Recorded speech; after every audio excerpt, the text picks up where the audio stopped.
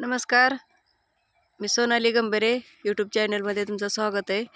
दूध व्यवसायामध्ये मंडळी ही चाऱ्याचे नियोजन लागतेच. हे बघा, यंदा ही सुपर नेपियर आहे आमचं लावलेलं. ह्याला 2 वर्ष झालं, खोडवा आहे 2 वर्षाचा. ह्याची काय उंची वाढना गेली, त्यामुळं हे बघा असं प्रकारे रोटर केलं आहे. ह्या 2 साऱ्या इतक्याच उंचीच्या होत्या, कट करून ही सगळं रोटर मारून घेतलं आहे. काय झालं यंदा आणि काय नाही, ह्याला पावसानं हे बघा एवढं गवत आहे निसवलंय.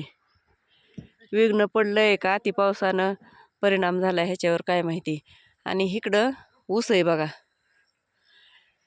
ही ऊस पण काय ऊसावर पण विघ्नच आहे बघा. हिरवागार पण दिसा नाही, पाणी भरपूर, खत आहे, जीवामृत सोडतात, पुन्हा रासायनिक खत टाकलंय, तरी पण ही कानीच जाईना गेली ह्याच्यातली. हे बघा कानी कशी ती. कुणाला काही औषध जर माहीत असलं का नाही तर कमेंटमध्ये सांगा. ह्याला कोराजेन फवारलंय मेडिकलवाल्याला, हे असा कोंब उपटून नेऊन दाखवलंय, ती फवारणी केली, पावडर दिली त्यानं, एक लिक्विड औषध दिलं. हे बघा ही इतका वैताग दिला यंदा ह्या ऊसानं बी गवतानं बी. हे बघा अशा प्रकारे कानी. आलं का लक्षात? कुणाला काय औषध ह्या कानीवर जर उपाय माहीत असला तर नक्की कमेंटमध्ये सांगा. आणि हे बघा ही अशा प्रकारे कानीचं ही वाळत आहे ऊस. चारा कुठल्या पण पद्धतीचा असू द्या, हे बघा इतर गुडघ्यापर्यंतच गवत आहे, हीच निसवायला लागले. हे बघा, त्यामुळे यंदा वैतागच आला जरा डेअरी फार्ममध्ये. हे बघा इथं बुसकट विकत घेतलेलं होतं आम्ही. एवढं पैसे घालून सुद्धा ट्रॅक्टरवाल्याला खेपावर पैसे, पुन्हा भरायला 2 माणसं, पुन्हा आम्ही 2 जण, तरी पण ही बुसकट आणले 6-7 टेलर आणलं होतं, निम्मच राहिले. आणि टाकलेलं सुद्धा बुसकट खात नाहीत जनावरं. काळं पडलेलं आहे, नुसता धुराळ उधळल्यासारखं होतंय, वास येते अति पाऊस झाल्यामुळं. हे नुसते कांडकण काळं पडलेले. हे बघा हे लोकांच्यातलं आणलेलं वाढ इचून. चारा कमी पडायला लागला म्हणून लोकांच्यातलं आणलेलं वाढ ही काय ऊस काय गवत काय ही वाढ काय मिसळून आपलं चारतात जनावराला.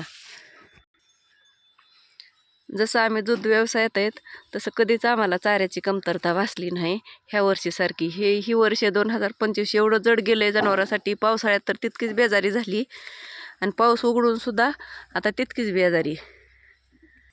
गवत तोडून आणल्यावर तर हे बघा एवढालं दिसतंय. काय पूर्वत घडणार आहे एवढ्या गवतानं.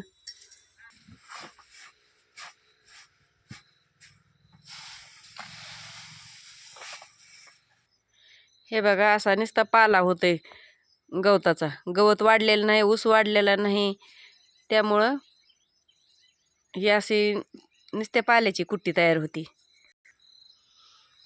नुसता पाला आहे बघा ह्याच्यात. मका नाही, ऊस नाही, आणि हाय ती ऊस वाढना गेलाय. सुपर नेपियर लाल आहे आपल्याकडं, हिरवं आहे, ती पण वाढना गेलंय. त्यामुळे ही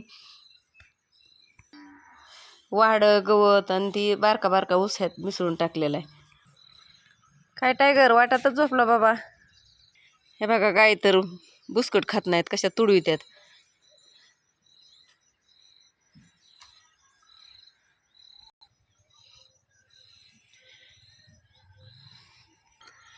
हे बघा इथं सुपर नेपेर आहे, लाल नेपेर आहे ही. इकडं त्या दिवशी छोट्या ट्रॅक्टरनं रोटर करून घेतलंय. रोटर झालंय आताच चांगलं.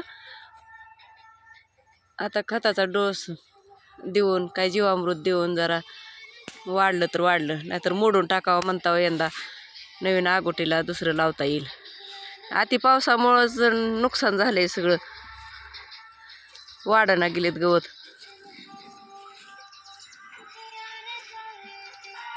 मोठी मोठी जनावरांची पोटं राहतात, पोट भरत नाही, खायला लागतंय भरपूर.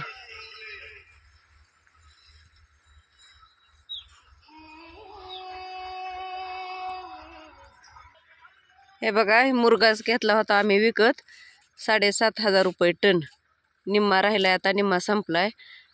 मुरगास परवडत नाही. मुरगास चारून विकत घेतलेला मुरघास परवडत नाही, घरी बनवलेला मुरघास परवडतंय. हे 7,500 रुपये टन. 8 दिवसात तर निमा संपलाय आमचा. 8 दिवसात तरी संपून जाते बघा.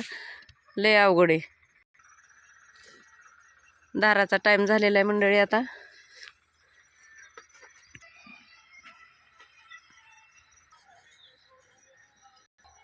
कोबा नाही, खाली मॅट नाहीत, साधंच आहे आपलं दूध व्यवसायाचं.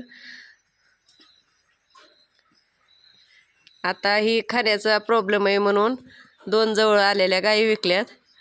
एवढं मोठं शेड आमचं रिकामं दिसायला लागलंय आता. 3-4 कारवडी विकल्यात. अवघड आहे शेतकऱ्याचं जगणं, सगळं निसर्गावर अवलंबून आहे. साधंच आहे.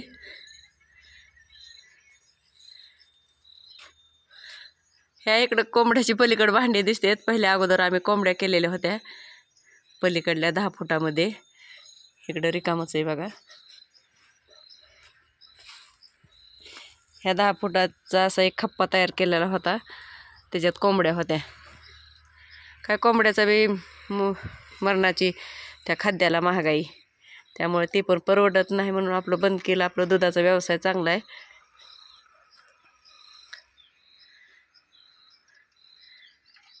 बरी काय शेतकऱ्याची फटफजी बेजारी.